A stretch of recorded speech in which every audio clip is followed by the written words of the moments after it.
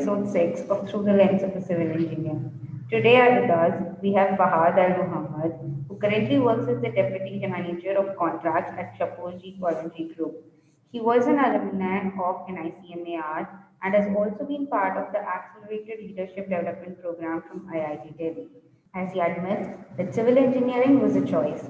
So let's go ahead and talk to him about why civil engineering and what all he has seen in his civil engineering career right now. Yes, sir. Welcome to the show, sir. So tell us about your civil engineering journey so as such till now. Yeah. Hi. First of all, I would like to thank you for having me in this show. Thank you for the team and you. Thank you. Firstly, as you gave an introduction, that's me. I'm a civil engineering graduate who has my graduation in quantity surveying and contract management from Midmark. As you asked, why civil engineering? I can civil engineering is like a green evergreen in engineering discipline. For example, unlike other engineering discipline, if you take civil engineering, if we are associated with the project, once the project is complete, you will see that outcome physically, and you will have that emotional attachment towards the project. Even after 10 or 20 years, if you go to the project, means you still have all this memories and all the challenges which you have put yourself and your learning, and you have your like you are giving something to the nation. Yeah. In civil engineering, as I said earlier, we have that emotional attachment towards each project we are associated. So we can see from the it's a barren ground to a modernized structure. So the involvement of civil engineers is something like some emotional feel we getting through the project, unlike other engineering disciplines. So that's the reason. In first place, I have opted for civil engineering, and also at any given time, being a civil engineer, you can be on your own. At any given time, you can start on your own, and you can be yourself in that particular field. So civil engineer has all these advantages. Hence, civil engineer have been chosen for. Great, sir. So that brings to me to the next question. Like as you said that at any point in time, a civil engineer can choose to leave an organization and be on his own. So by that, do you mean like starting being an entrepreneur or freelancing? If that, how would you guide us through that space in the field? Uh, yeah, yeah. So I cannot say advice. I can give my tips. This particular construction field is mainly depends upon credibility and your experience. So my tip I can say is anyone who want to start their own, first they have to be a part of organization, like minimum say 5 years at least. They have to be in the site project sites, and they have to understand all the stakeholder association, all the involvement of external stakeholders as well as internal administration things. So my advice is first we have to get to know what is our field actually, because unlike other field, it is like from end to end it is going to be. It involves men, machinery, and manpower, safety and quality being an important point. So my sincere suggestion is whoever want to be an entrepreneur, first they want to be in site and have to get the practical exposure and practical difficulties. What are all the things which is going to be faced when we start our own? So if we have a project and practical exposure, I believe it will be helpful when we are starting and when we are being on our own organization, or for entrepreneur to start on their own. If I say civil engineer, it is not only the construction. There are so many things civil engineers can do. Say from is a part of civil engineering. But many young aspirants consider like thinking, say for example, graduates thinking civil engineering means it is only like site execution. So first of all, there are a lot of departments is going to be involved in the project, from HR to execution. Say for example, I can say there will be a department for planning, there will be a department for commercial, there will be department for contracts, there will be department for safety, there will be department for quality control and quality assurance, there will be a department for plant and machinery, say administration. So all these things covers our projects. So we have to see all the departments, how it works, how to approach all these things. Once we get to know all this roadmap, how a project is going to be approached, so we can have our clear-cut idea how to stand on our own. As I said earlier, not only execution, we can do a consultancy from, like we can be expert in costing. For example, many clients or many promoters doesn't have civil engineering background. If they are taking up a project, they need a cost consult. They have to complete their budget. They need a civil engineer to estimate how much it is going to be, and they need someone to monitor the project. So their consultancy is also a part. Consultancy, we can say it is in terms of costing, in terms of tendering, in terms of project monitoring. So it is like there are huge, like many departments involved. So I believe all these entrepreneurs should know how many departments are associated, and what are their best, and they have to found out. There are several department and expertise involved in a single project. So that dilemma of civil engineer being an execution part is, it is execution is a part of a project. Before execution, there are as I said, planning, commercial. So we have to develop what is our passion first, what we are good at. So we have to be sure that I'm good at planning, I'm good at commercial, I'm good at contract. So it is not only a construction, it is like mixture of techno commercial. So we can look after in terms of consultancy also. For example, if someone wants to do a project who doesn't have any civil engineering background, they need a guidance to float tender. They need to know what is going to be the budget. They need someone to take care of the project. I mean, in terms of monitoring and reviewing and to complete within the schedule. So this is also an area where entrepreneur can look into, because in consultancy we have less competition, I can say. So in that area also entrepreneur can go in terms of not only looking into that execution or taking a contract to do that contract, and also before we can say pre-construction, construction and post-construction. There are different phases. So in construction, I can say your design finalization, tendering, award. In construction, it is going to be how it is going to be handing over, and it is given to the stakeholder and further operation and commencement. So in these three phases, where we can able to be best suitable, our expertise where can be matched best. So this thing we have to identify. If we have to see what we are good at, then accordingly we have to go. For all these things, we need to have a practical execution, practical experience at site. That is very important. I think that, as you said, we need to be sure before getting into an entrepreneur circle. So, how do you think we can use the aspirants now, people graduating now at this point of time, can use their resources positively so that they get an idea that they are well equipped to get into the field, into the civil engineering field? Yeah, that's a very valid question. First thing is, sorry to say, what we have studied is completely different. To be frank, say what we have studied in engineering is like totally a design oriented. Say from structural analysis, like structural analysis, design of steel structure.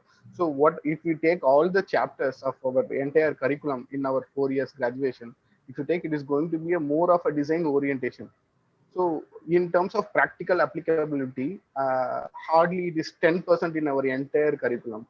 Uh, Firstly, if the any young graduate who's coming out from the graduation, uh, they will be really like standstill. What to do? What is this? I didn't study this at all at my academics. What is this? How they are doing? For I will tell you a very simple example. I even though I did my PG in a premier institute, once I came to into once I posted its site, they gave me a A0 drawing. It was like very big. I never seen such drawing in during my curriculum and all.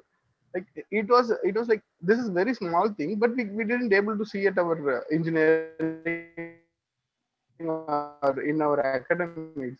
So this is the main gap I was feeling that in graduation itself our curriculum has to feed in the way that what is practical at project sites, that has to give at least a synopsis or a introduction how the actual field is going to be. If you take our civil engineering department, once you've done your civil engineering, you can do your PG in structural, say, ME in structures, masters in structures.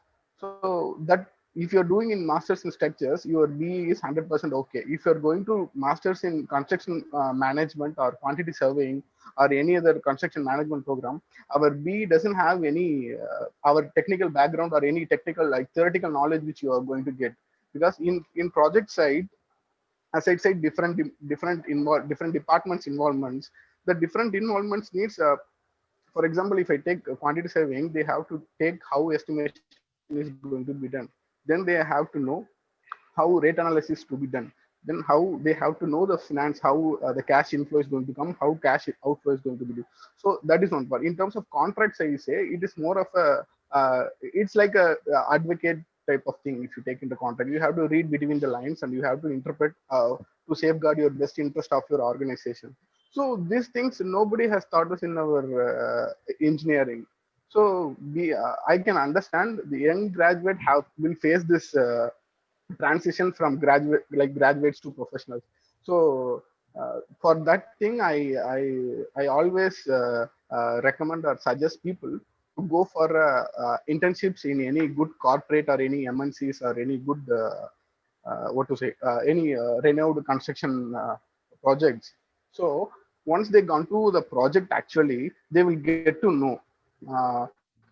In terms of you have asked about resources, online it is not unlike other IT departments or any IT field or any other communication sector.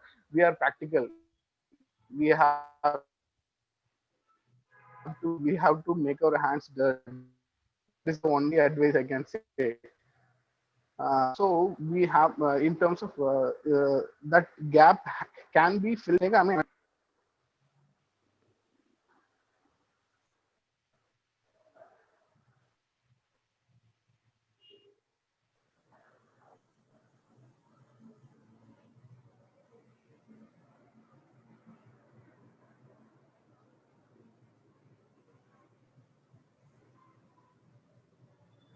Snehha, am I audible now? Yes, sir. Yes, you are. So you got when you said that, Where was the issue? like we need to get our hands dirty in the field. That is very good.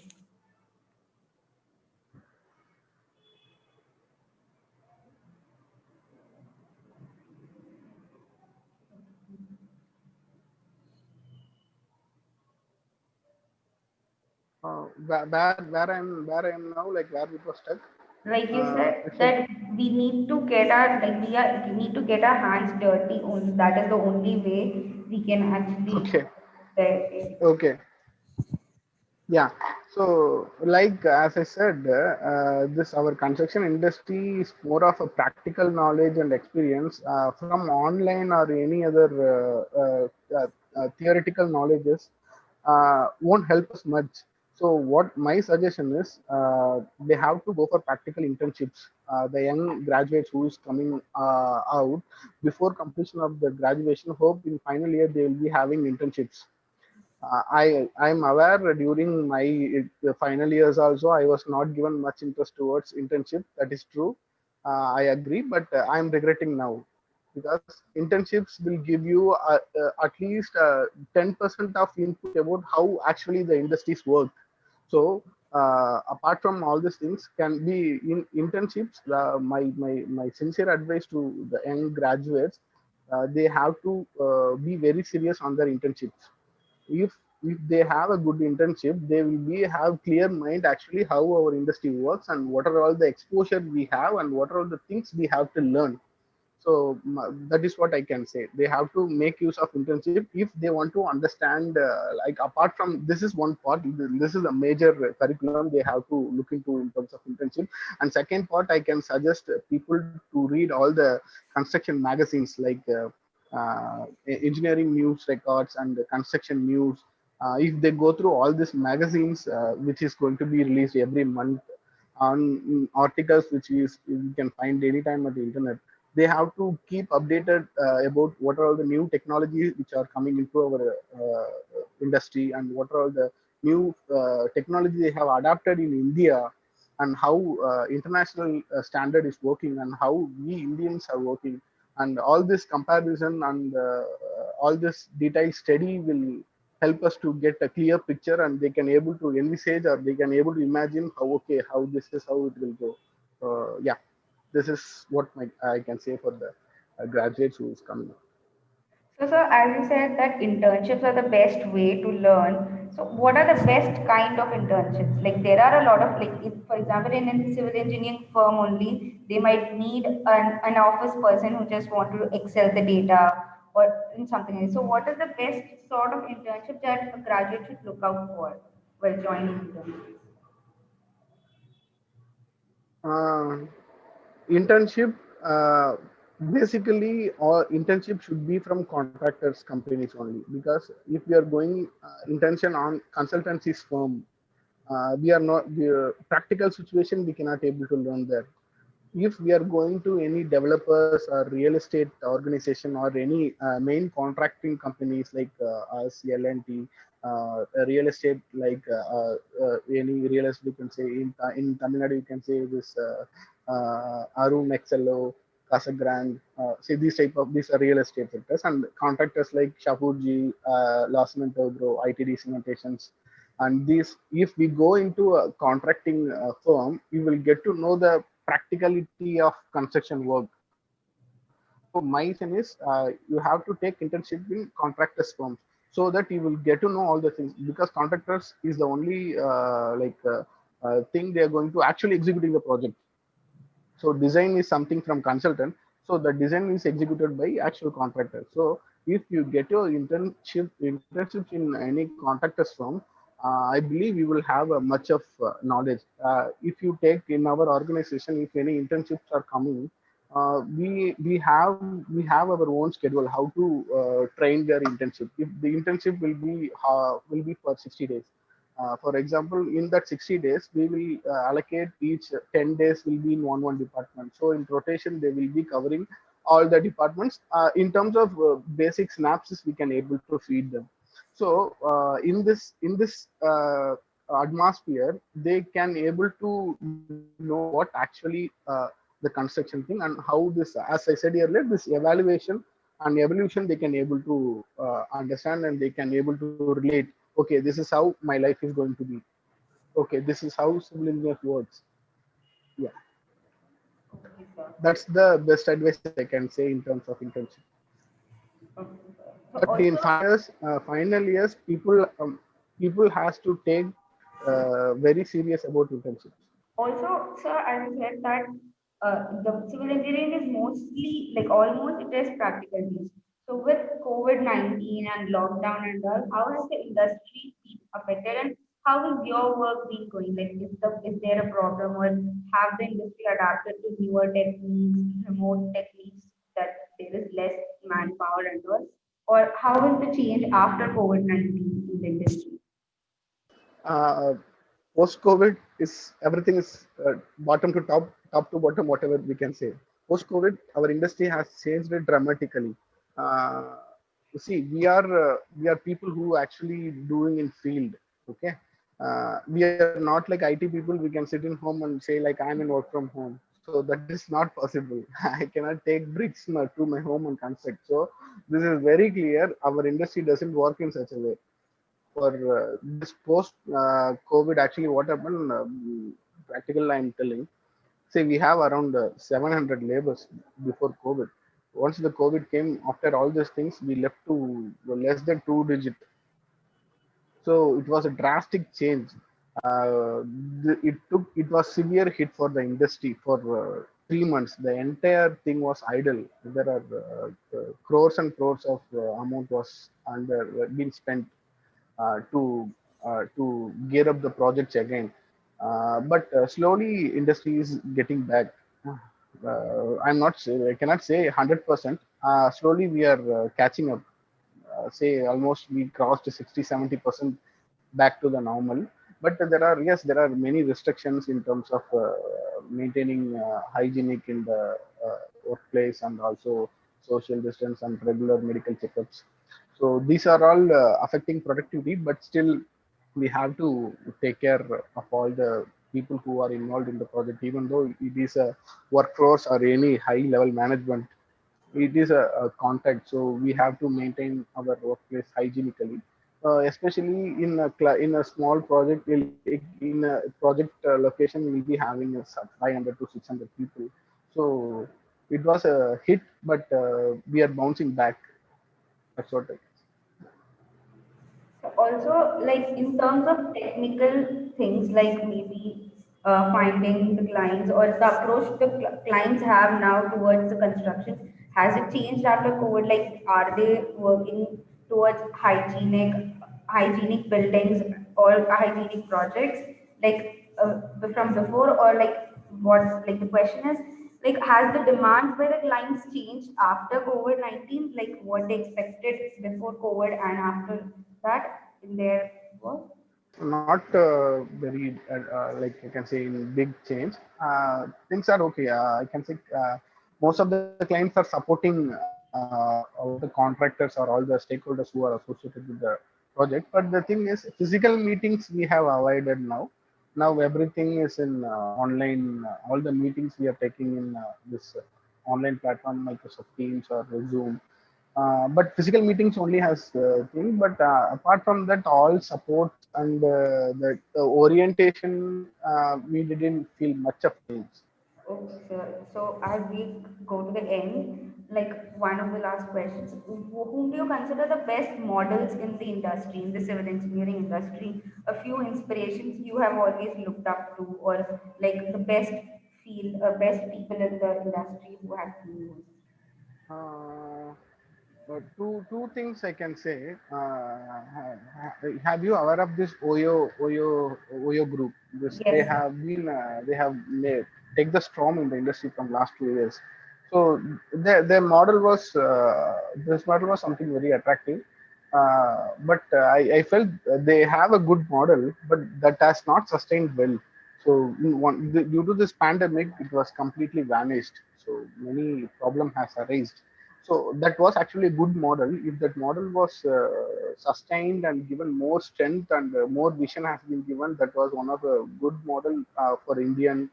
And also, it's a different way of taking that civil agency. It is not like regular job.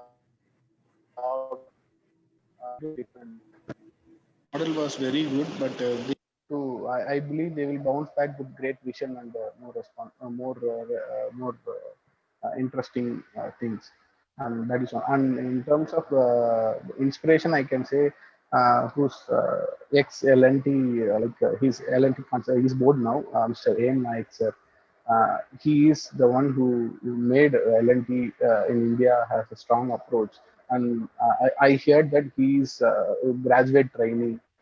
He joined as a graduate trainee, then he was became one of the more top in the organization and for many years, and he has taken over such a big organization to next level. So I believe I can say M. Naik sir as my inspiration. Uh, yeah, even though he has retired, but still he is one of the board member. I believe he is one of the he is still part of the group, and he's leading Okay, sir. Thank you. We have now reached the end of the interview, sir. So we'd like to hear a few ending notes from you before we Okay. call. Like what would you conclude this interview with? Like your ending notes for everyone watching the show. Yeah. Uh, to all the young people, my sincere advice: our industry needs more young people and more young talent, because construction and infrastructure plays important role in development of our country. And as I said, make your hands dirt. Don't think like any IT job or something. Construction is something very unique and very important for our nation. So I request all young and upcoming graduates, uh, come and innovate more and make our nation good, right? Thank you for your time and taking all the efforts and being on the show, sir. It was a good talk with you. Thank you.